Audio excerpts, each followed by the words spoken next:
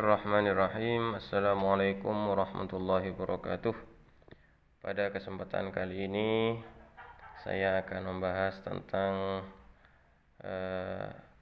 soal KSM ekonomi terintegrasi. Namun pada kesempatan kali ini saya akan membahas tentang soal ekonomi syariah, karena pada lomba KSM pada tahun kali ini dan sebelum-sebelumnya sudah ekonominya terintegrasi, dikarenakan maksudnya ada beberapa soal-soal yang tidak berbasis ekonomi konvensional tetapi sudah masuk pada pembahasan ekonomi syariah. Jadi untuk siswa yang belum belajar ekonomi syariah ini tentunya mengalami kesulitan. Nah, pada kesempatan kali ini saya akan membahas di antara soal-soal yang keluar di KSM tentang ekonomi syariah. Walaupun ada kunci jawaban, namun hal ini sangat penting untuk diketahui, dikarenakan kalau hanya melihat kunci jawaban tanpa tahu bagaimana cara menjawabnya, tentunya akan mengalami kesulitan. Nah, langsung saja saya berikan contoh. Ini nomor 11. Ada soal, Pak Haji Ali meminta tetangganya Pak Fulan untuk menggarap sawahnya dengan benih padinya dari Pak Haji Ali maksudnya. Atas kesepakatan bersama, keuntungan dibagi dua, sama-sama rata antara pemilik dan penggarapnya. Ilustrasi tersebut merupakan A. Akad muzara'ah, B. Akad mudharabah, C. Akad musyarakah, dan D. Akad murabahah. Jadi untuk menjawab soal-soal bertipe seperti ini, kita harus mengetahui bentuk soal dan definisi, karena dalam hal ini adalah soal contoh sebuah akad Pak Haji Ali. Jadi kasusnya di sini Haji Ali itu meminta Pak Fulan untuk menggarap sawahnya, anggaplah padi yang akan ditanam. Kemudian dengan benih, jadi benihnya itu dari Pak Haji Ali. Jadi Pak Haji meminta Pak Fulan untuk menggarap sawahnya, benihnya dari Pak Haji Ali. Baik, langsung saja kita bahas kita mulai dari D dulu ya. Yang pertama, akad murabahah.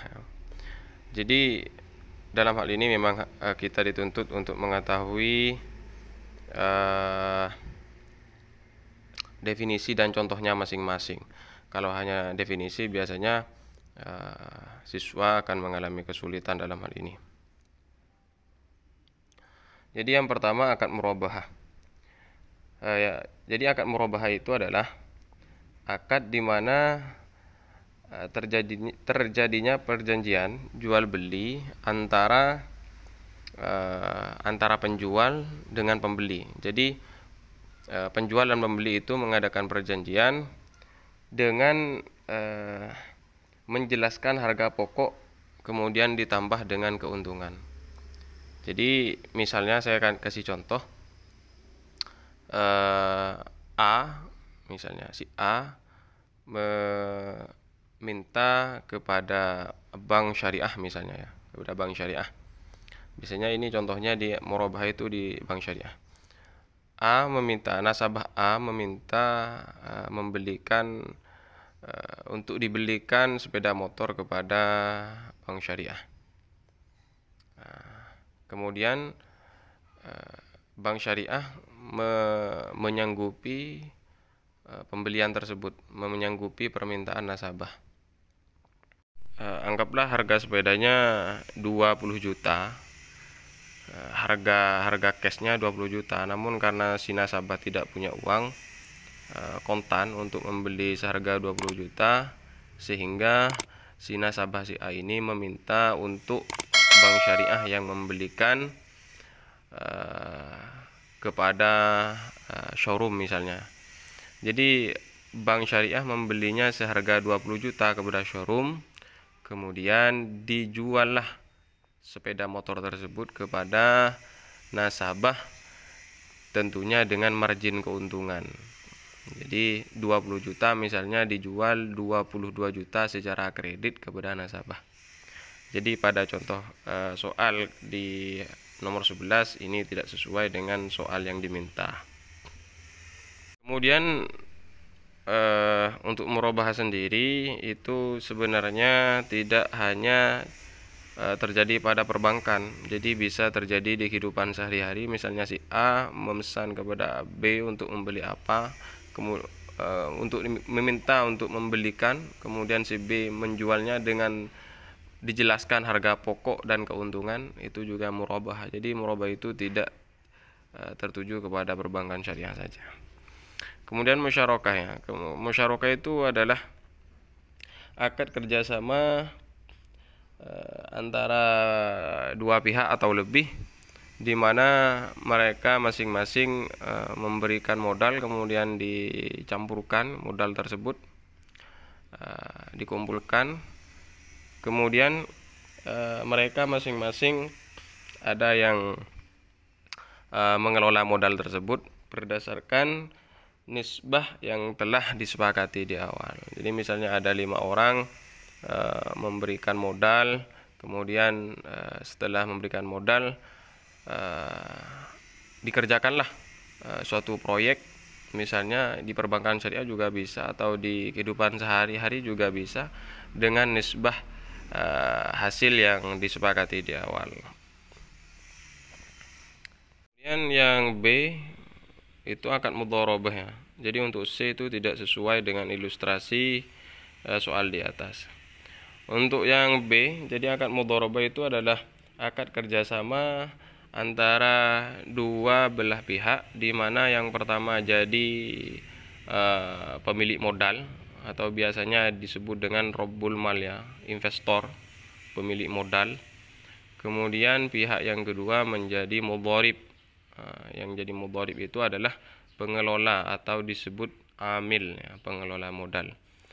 Jadi dengan keuntungan berdasarkan yang disepakati di awal juga. Misalnya mudharib 60% atau investor 60%, tidak apa-apa, 60-40 atau 50-50 terserah.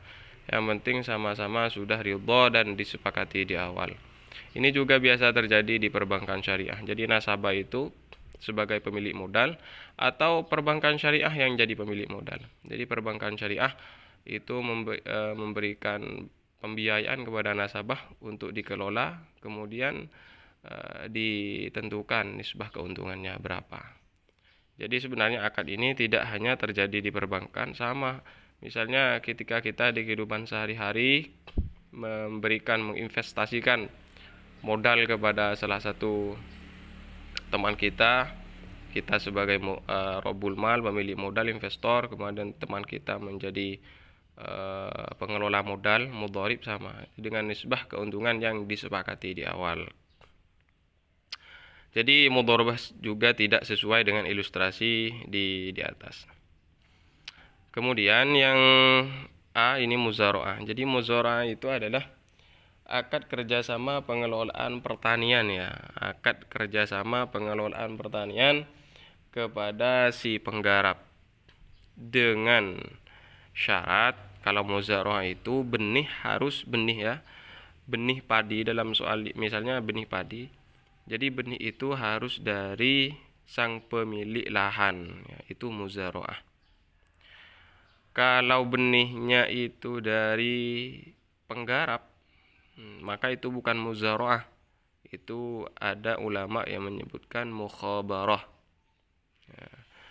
Kalau misalnya bibitnya sudah ada di bibitnya itu tinggal dirawat ya, jadi bibit sudah tertanam, bukan diminta untuk ditanam ya, tapi sudah tertanam, cuman diminta untuk merawat, maka itu bukan muzaraah, tapi akad musyakoh.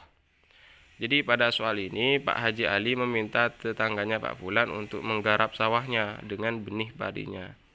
Jadi soal ini yang pas dengan ilustrasi ini adalah akad muzaroah, dikarenakan Pak Haji Ali meminta ini tetangganya untuk menggarap sawahnya. Jadi ini muzaroah. Jadi ini bisa dilihat di kunci jawaban. Di kunci jawaban ini nomor 11. Ini nomor 11 jawabannya A ya. Tetapi walaupun kita sudah mengetahui kunci jawaban, alangkah baiknya kita harus mengetahui yang namanya cara ataupun identifikasi soal, karena itu ketika ada soal-soal lain yang dihadapi siswa, nanti insya Allah bisa menyelesaikannya. Pada kesempatan kali ini saya hanya bisa memberikan satu soal.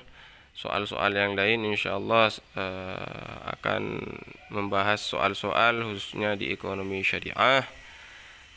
Jadi ekonomi syariah memang sudah ada di soal-soal KSM atau KSN ya, KISN ya, Kompetisi Ekonomi Syariah Nasional. Jadi sudah integrasi sekarang. Jadi guru dituntut untuk menguasai, tidak hanya menguasai ekonomi konvensional, tetapi juga dituntut menguasai ekonomi syariah. Begitupun juga siswa-siswa kita harus paham terhadap ekonomi syariah, karena ekonomi syariah ini adalah solusi bagi keterpurukan ekonomi nasional. Baik, cukup sekian dari saya. Kurang lebihnya saya mohon maaf. Assalamualaikum warahmatullahi wabarakatuh. Sampai jumpa lagi di video-video saya selanjutnya. Semoga bermanfaat. Amin, amin ya rabbal alamin.